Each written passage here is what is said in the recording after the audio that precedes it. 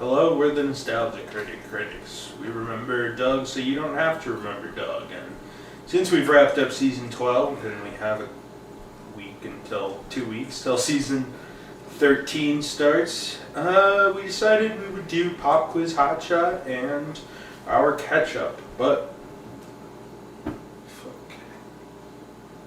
I had them plugged in. I hate these stupid batteries. I don't understand why they do this. It's a choice. it's a downgrade. It's an artistic decision. Yeah, it is. It kind of looks like Pop Quiz Hotshot, bro. Yeah, exactly where we're going. That's what we were going for. Alright. Hello, we're the Nostalgia Critics. We remember Doug, so you don't have to remember Doug. And since we finished season 12, and we have like 2 weeks till we have to start season 13, we decided we'd do our Pop Quiz Hotshot video now. So, Aiden, what is the first top-ranking episode of Pop Quiz Hotshot, a show I don't really know why we ranked, because whatever. But yes. The number one episode is Brad Jones and Uncle Yo. Cinema Snob and Uncle Yo have a little more charisma and presence than most people who are on this show. That's true. As we'll talk about. It makes it a lot more viewable. And Cinema Snob might have got a couple left, so maybe one or two. Yeah, I mean, even Uncle Yo, he's a laughing stock. He's not funny, but he's a performer at least, is something I can say. So it's a little less awkward than a lot of people on this show, but like we said, we will get to that. Next we have Pop Quiz Hotshot Pilot. This is the pilot episode, which was an extended episode compared to the final series. This one was actually hosted by Cinema Snob. Yeah, I would say yes. Over 1,000 years. And the series was a little more fair, because in most episodes the rules include, basically if you make Doug laugh you get 10 extra points, so a lot of the time... And you get 10 points for answering questions correctly. Right, so you get or the if same Doug number. just likes you more, because you can always tell Yep. which of the two he favors. If you do a funny accent, And or they generally if you're just win. more likable. There's a rare time that Doug's favorite doesn't win. There's a couple times, but most of the time, no. So in the Pop Quiz Hotshot pilot, we had Cinema Snob, who, you know, he's not as charismatic as Doug in the role, but he's a lot less cringy. The game show is like 40 minutes and a lot more boring, and it kind of just goes on, and then he says, all right, time for you to face off with the critic, and then the critic comes out, and that part's normal. So it's slightly more tolerable. The older guy, there's like a kid who's like 15 and a guy who's like 35. There you go. He has kidnapped Max and John. I don't mean to spoil anything, guys, but one of you is going to end up dying at the end of this. The guy who's like 35 absolutely stomps the kid, but that guy was fairly charismatic, probably one of the better guests of the season, and I just like Cinema Snob, so he wins out. Number 3 is Iron Man's Coke. If you're wondering why the titles from pretty much here on are weird, it's because every episode starts with a mini game where they have to do random shit, like pop balloons. Go find Robert Downey Jr.'s career at the bottom of the cocaine. What do I got here? No, that's a Ouija board from Only You, a disturbing romantic comedy. No, that's the baby from Ally McBeal. You found it! You found his career at the bottom of the cocaine! You found Iron Man! Oh my God, we had so many other jokes in here and you just succeeded. You know what, I'm gonna show the other jokes anyway. We had Wesley Snipes' tax return here because he did U.S. Marshals. We had Oingo Boingo from Back to School. We had the soundtrack to Danger Zone. I really hate the fact that you did this so well. We have Gingerbread Man. We have the Shaggy Dog with Tim Allen. We have the syringe from Gothica. They used that a lot on Halle Berry. By God, that was way too fast. But on the other hand, things feel so good. They did pop balloons like 4 times, digging up sand, whatever. And it's always some stupid thing. In the Iron Man's Coke one, they have to dig through sand that Doug calls cocaine. Because Robert Downey Jr. used to do drugs. Clever. And sometimes you get 10 points if you win the minigame, and other times you don't. And also sometimes points just appear on the board or disappear. It's not a well-handled game show. No, not in the slightest. Doug also adds something to his version where, like, at a certain point, these little cartoon things will scream. I think he is too. Oh, Jesus Christ, I hate those fucking things. Okay, it looks like Shader has avoided the spaz attack, so that means, Chris, you must face the penalty. It'll be a penalty of my choosing, and you know what? I want you to answer all the following questions like Chris Rock. Like I said, proud and ashamed to be white whenever I hear him. While we get you changed into your Chris Rock getup, Shader will watch the cartoon. So tell me more about your mother. Well, I killed her when I was just a little boy. And do you ever think you could do something like that again?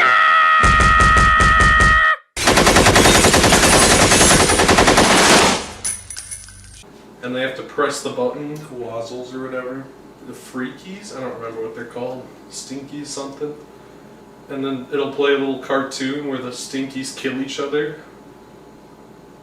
And then after that, whoever didn't press the stinky button has to, like, dress up in a stupid costume that Doug picks. I am so glad I'm asking you this one as Chris Rock.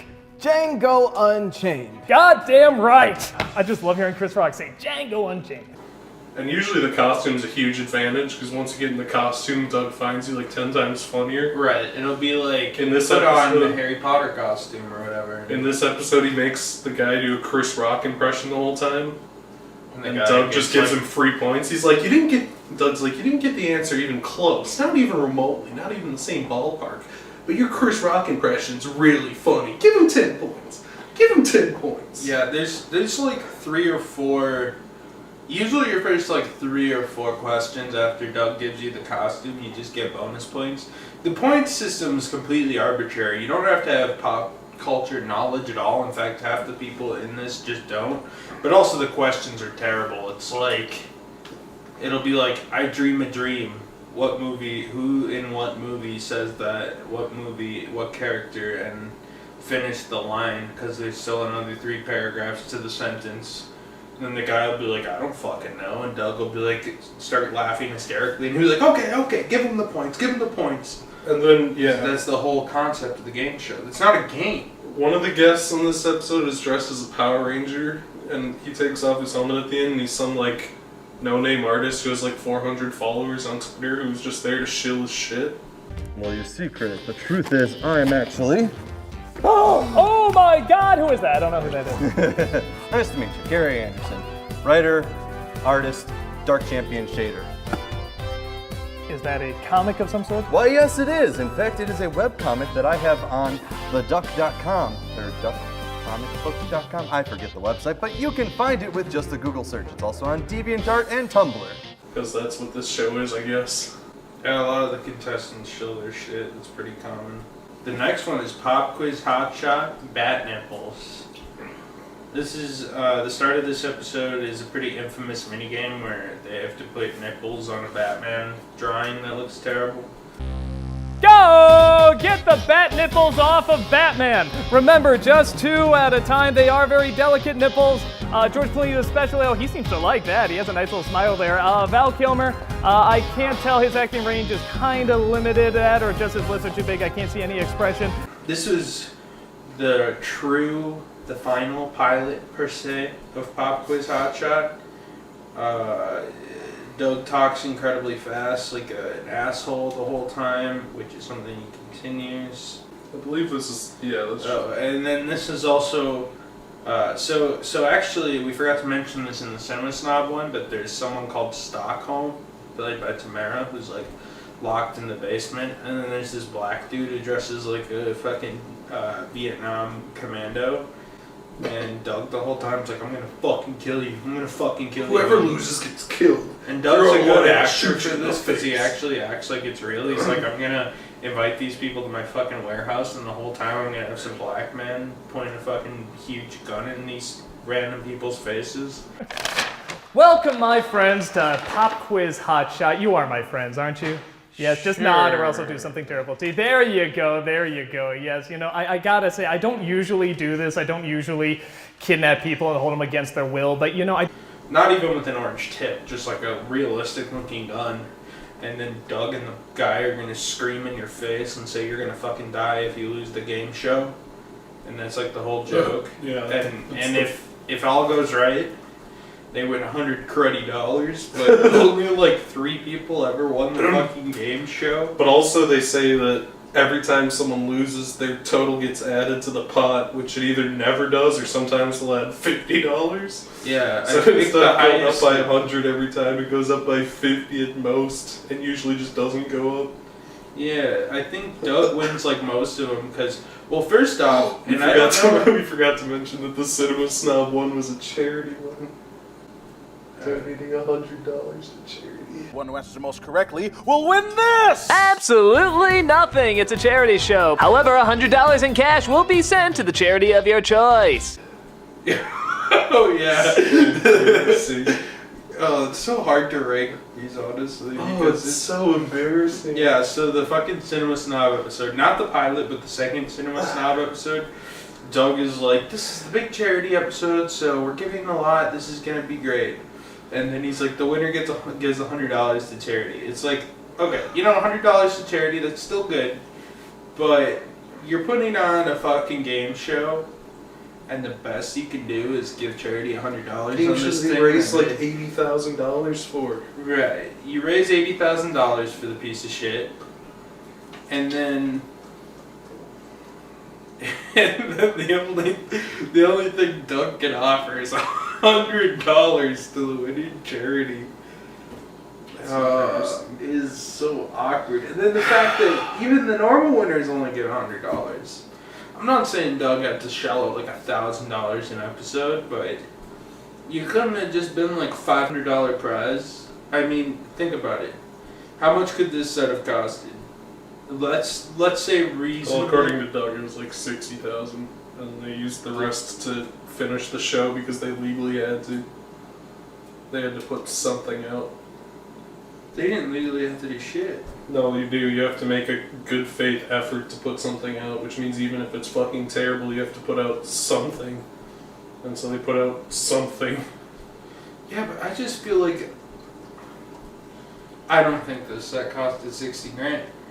No, I think it did. Because it was for the renovation of everything. It wasn't just In the the Pop Quiz warehouse? Hotshot set.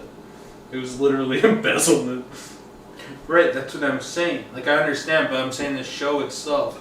Like, I understand he wanted the money for his warehouse, but at the same time, if he actually invested the money that was donated him to the fucking game show that people paid $90,000 for, you put $3,000 towards the set, which he actually did, and then you fucking put, you know, $500 an episode to the thing. You can make 30 fucking episodes. There you go. Then you keep the ad money and hopefully eventually break even. Yeah. I mean, you're essentially getting everything for free if you do that, but Doug needed the $60,000 for the down payment on his warehouse. I understand it. I get it. Anyway, there's a lot more to talk about in Yeah. Bat Nichols. In the first episode, we really had to come to terms with what we were watching. Oh yeah, there's a guy, Ryan, whose entire personality is that he really likes Popeye, Well, I think I can do that. Oh, it shouldn't be a problem, young fella. and I guess he works for a Popeye fan club as their radio host. I really don't know what that means, presumably like a Popeye podcast. And Doug makes him talk like Popeye, and Doug laughs hysterically and says, "You're pretty good at sounding like Popeye, isn't it?" Doug keeps doing this joke.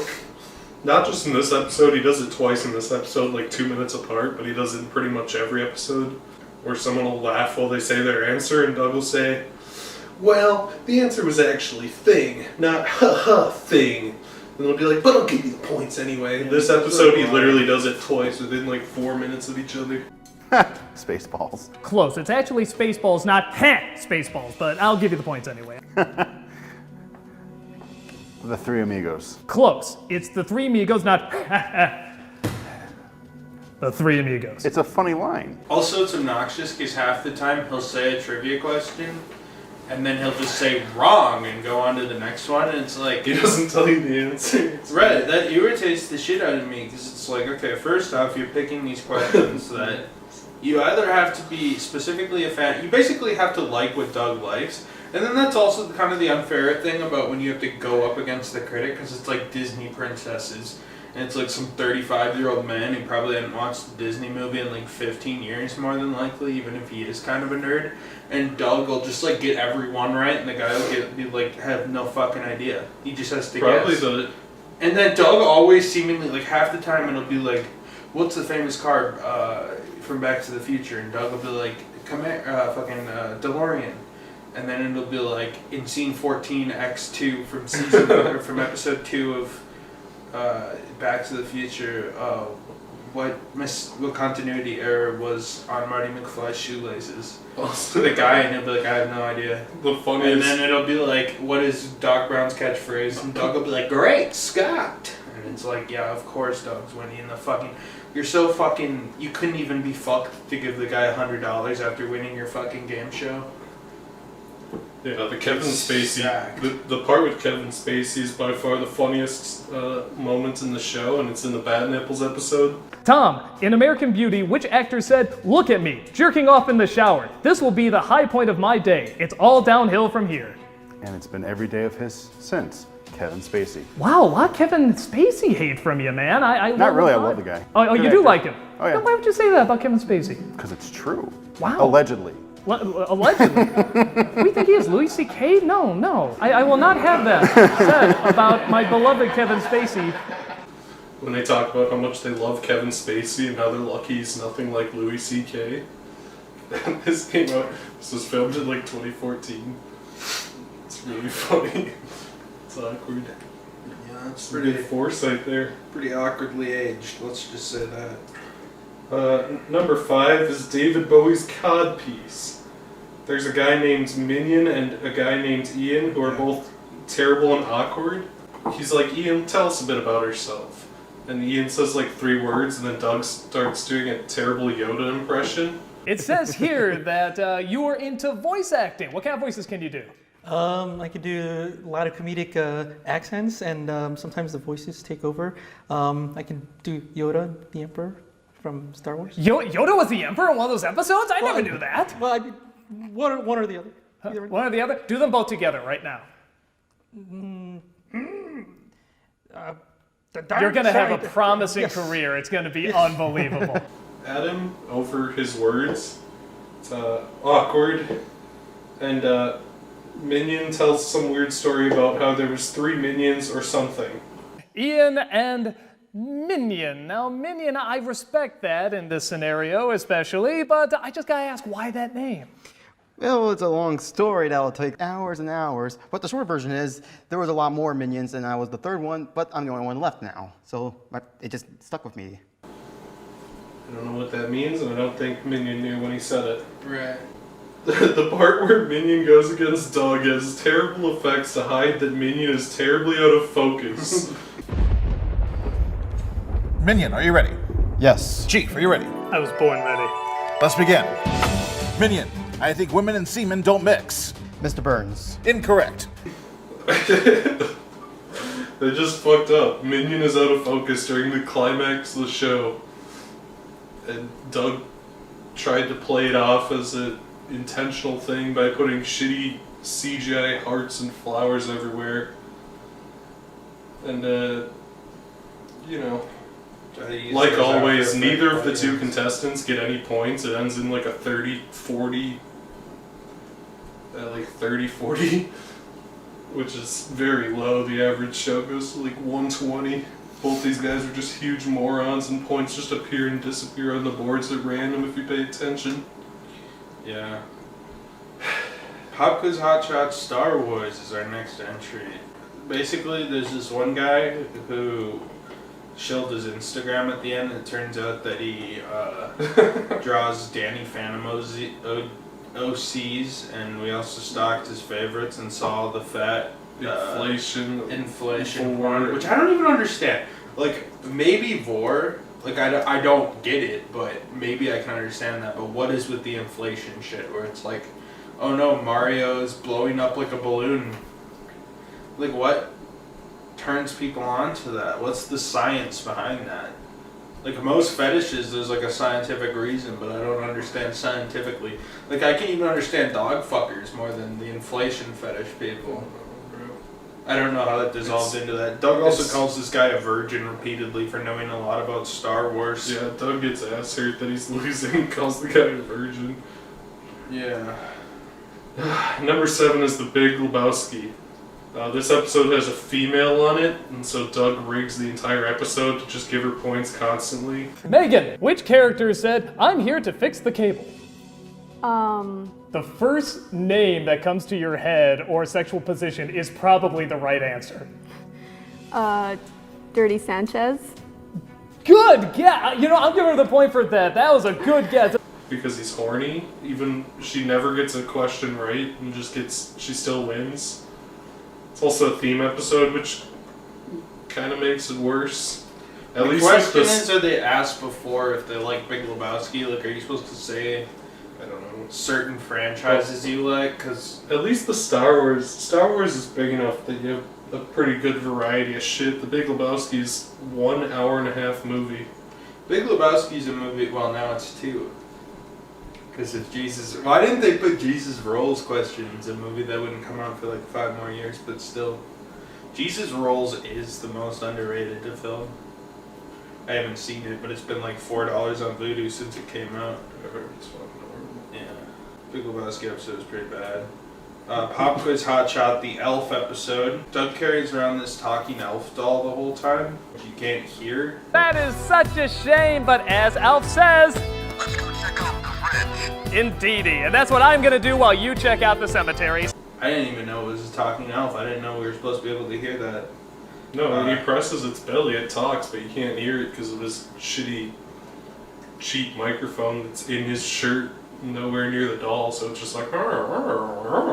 I'll be fucking honest with you, I barely paid attention to these episodes after I got the drift, after like 4 or 5 of them. Both contestants end at like 50 points because they're idiots and apparently to Doug unfunny, so that's what it is. Number 9 is Garbage Pail Kids, which is the series finale. And the series finale... So, the basics of the show... It's 2 contestants against each other, and then, as we've hinted at the end, the winner goes against Doug, and if they beat Doug in a trivia contest, then they get $100, and if not, they get nothing. They get final. And in this episode, Doug and the contestant tie. Remember, this is the final episode of the series, and Doug says, "I know, we'll play rock, paper, scissors." All right, I guess we got a rock, paper, scissors? Yeah. All right, let's do it. I can't believe the second time I'm doing this. Okay, you ready? Yeah. 1, 2, 3, go! Aha! And then Doug wins rock, paper, scissors, and the series ends on the most limp dick moment they possibly could have made. He wins rock, paper, scissors. He's like, well, you win, so you don't get the $100. And the guy's like, okay. And then the episode cuts to credits, and Doug does this after the credits thing every time where he talks with the enforcer man. And they just make unfunny jokes, and Doug's like, oh, yeah, it was a pretty good episode. It was so good, and I liked it a lot. And then it ends. But yeah, the rock, paper, scissors was pretty hilarious. It's like, you couldn't have had, like, the one tiebreaker question or something. Or some, like, just, they couldn't have been fucked to prepare, like, 10 questions in case this happened. Their solution was just to look back at Rob behind the camera and say, rock, paper, scissors. Fuck off, dude. Pop Quiz Hotshot, Dirk Diggler. There's this very unfunny comedian who looked like he had a calf tattoo with Deadpool. Mike, it says here that you are a stand-up. I've been known to dabble, and yeah, I've also been known to do stand-up. Yeah. And he has like a ZZ Top beard, and he's obese, and he's very unfunny. Even for the people on this show, he's very unfunny. And then there's some guy who looked like a lesbian who made a bunch of jokes about getting molested. Mitchell, which Mel Brooks movie contains the line, "Leave us alone, Mel Brooks"? My 8th grade sleepover. The funny thing about this episode was the guy who kept saying I was molested as a boy. Like every time Doug heard molested child, he would laugh really hard. He'd be like, "Oh, that's so funny. Yeah. I like to think of the exploitation of minors." And then he'd laugh hysterically, and the guy who's a comedian got like no laugh points the whole fucking time. Even when Doug put him in the Heat Legend Joker costume, it didn't get any better. Somebody told me, hey, which one? Right. He's like, "You're a horrible just comedian." embarrassing. And then he, yeah. Number 11 is Bunny Boobies. One of the contestants on this episode is Brony, who was there in a My Little Pony shirt and just talked about ponies. Anytime he didn't know the answer to a question, he'd just go, "Pinkie Pie?" You have made it impossible for me to leave that alone. You like ponies? I don't care. Do I dare ask what kind of pony fan fiction you write? Because I go on DeviantArt. It's scary stuff. Do you like ponies? Is that all your fan fiction is? Just writing over and over, do you like ponies? Do you like ponies? Is that your fan fiction? No, I write fan fictions about characters I create and interacting with the main characters of the show. And then Doug would give him 10 points. He's like, "Oh, Pinkie Pie, you're a Brody." This was kind of like during Brony Mania. Doug would be like, "Name one Avenger." And the guy would go, "Pinkie Pie."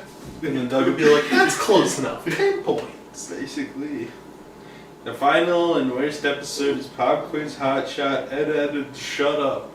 Which is an episode where some guy dresses as Ed from Ed, Ed, and Eddie. Ed, you have 2 other friends named Ed. Tell me about them. Oh yeah, there is Double D. He is very smart and he wears a sock on his head. Oh, and then there is Eddie. He is very short and very loud and very lovable. We like to make scams together and make money for jawbreakers. Yeah, this is... Or Eddie. Wait, Ed from Ed, Ed, and Eddie. Ed And this is before the buzzer thing. This happens... Retard, Ed. This is before the buzzer thing. Yeah, this happens. he He comes was. in dressed as a... What did they dress him up as after he He lost? puts a Batman costume on top of it and does a combination Ed and Batman voice. Of course, yeah. Punk is nothing but death and crime and the rage of a beast. This was a mistake. This was such a huge mistake. Let's just start round 2. Yeah, it was really cringe. But Doug hates Ed so much that he literally cheats to make him lose. He's like, "You lose 50 points. I hate you." Yeah, that's pretty much that episode. So in conclusion, Doug made a horrible game show. It's the worst game show. Doug failed to write good questions, which I'm sure is one of the nuances of creating a game show, is actually like writing questions. That's hard. Harder, well, I mean, I never knew. I've never been a big game show fanatic, but clearly Doug doesn't know how to write game show questions. Honestly, what Doug should It's have a done, fucking pop culture. and I'm sure this is illegal, but I doubt he would have been caught.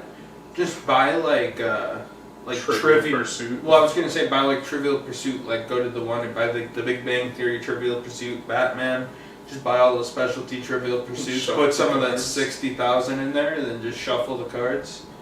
Or even fucking, I'm sure you could just steal. It's literally all based on movies and TV. So all he has to do is skim IMDb trivias, That's mash probably random what movie, they did. and then turn stuff into questions. Or they just, I think they went to IMDb, they took a couple trivias and like some quotes, or they thought like the quotes wouldn't be too hard because, oh, we know these quotes because we cherry pick our 15 favorite movies, which are the questions to everything, which is true. They pick their 15 favorite movies. Like if you just guess some of Doug's favorite movies, that's gonna be Some of the questions even get reused. Yeah. Well, what I'm sure it was we'll print out the IMDb trivia pages for a bunch of movies we like, and quote and trivia pages, and we'll just cut them up and make them into questions. I don't know. I felt like Doug had the distinctive advantage at the end. Clearly that wasn't super balanced. Maybe, you could have made the third round instead of against Doug. It's like a lightning round, so there's like 7 or 8 more questions, and if you get it right, you get 10 points, and you still face the same opponent who's relatively on even ground, because when the actual opponents were facing each other, aside from that first episode with Cinema Snob, it was always relatively close and relatively fair. Yeah, But then Doug, it would be like horrifically Care stoned. Bears the movie, and he'd be like, I know Care Bears the movie, and this That kid one who where was it was born all- in like 1997 is like, I don't know this movie. The one where it was all Disney lyrics. I And the also- guy's like, actually, I don't like Disney very much, and Doug's like, fantastic, we'll do Disney lyrics. I also like when he had like 20-year-olds on the show, and he's like, it would be like a question about Doogie Howser that the kid would get wrong, and he'd be like, oh, I've never seen Doogie Howser, and Doug would be like, Doogie Howser? You never saw Doogie Howser? How did you have a childhood if you hadn't seen Doogie Howser MD? And you'd be all fucking mad. And he's like, you weren't born in the select time of the 1980s I was, so that's bad. And then they'd be like, what did you grow up with? Pokemon creatures? I had Doogie Howser. I don't like Pokemon. I like the Doogie. What did you grow up with getting molested? I grew up with Doogie Howser. Yeah, I mean, that's pretty much the whole show. He did that like multiple times where he'd mention something. It'd be like that Ninja Turtles ripoff with the cows, like cattle cows or whatever. And the guy would be like, I don't know, I grew up with Digimon. That was one of my favorites as a kid. He's like, Digimon? I grew up with, that's a 2-bit Pokemon of some kind. I grew up with the cattle cows on Fox Kids. God, Doug is so cringe, and that's just exaggerated. It's like, this is, look, I know it's supposed to be kind of a parody of game shows, and by parody I mean they call it a parody because it's garbage. That's like a big thing. If you call it a parody, you have an excuse for it being garbage. But the questions are written poorly, the set's written poorly. Obviously, he didn't have a big talent pool to choose from because the guests had a little charisma, and the ones that did it would be like, I'm gonna dress up like Ed and Eddie for no fucking reason and show up here, which was a feat of autism unmatched by mankind. And then Doug stomped him. A feat of autism unmatched in mankind is donating $100 to charity. Donating $100 for your show that got 90K. Okay, I did like how the black man enforcer would be like, now you're gonna face Doug Walker in the final round. And he'd pull up the cards and be like, tonight's trivia is based on Doogie Howser. And he's going against some kid who was born in like 1993. And the guy's like, oh, I never seen Doogie Howser. I was too young. And Doug, and it'd be like in season 6, episode 24, and it'd be like, Doogie goes to the mall. Doug's so autistic. I'm sure Doug would claim it's a coincidence, but Doug got all the easy questions. Like every time. No, yeah, it was. Like in that one where it was all Back to the Future questions, Doug got like every memorable moment, and all of his were in the first movie, and the other guy gets quotes. It's like, and then the guy just has to guess. The quote is just and. You have to guess which and Doug is referring to, who said it, when, what scene number. Haha, scene number 26, and he's like, actually, it was just scene 26. And the guy doesn't get points. Haha, I don't know. It's not haha, I don't know, scene 26. It's just scene 26. Next question. Yeah, no, I can't believe you make a rigged board game to protect your $100 prize money. It's really pathetic. Oh, like, you know what Doug could have done? He could have said, you win $100 now, but you can go double or nothing if you go up against the critic. Yeah, like every other Like game Cash show. Cab. Do the Cash Cab thing. Pretty much every game show has that. I don't know why he couldn't be asked to implement something like that. He's so scared of giving out. Over the course of the season, it would have maxed out at $1,200 Yeah. maximum. They have to go through a lot of shit to get that. They gotta answer like 500 questions correctly. It'd be easier to get money off like fucking Jeopardy. Yeah, and I'm sure the mini games at the start probably cost like $60 every time because they had to buy a bunch of balloons and shit.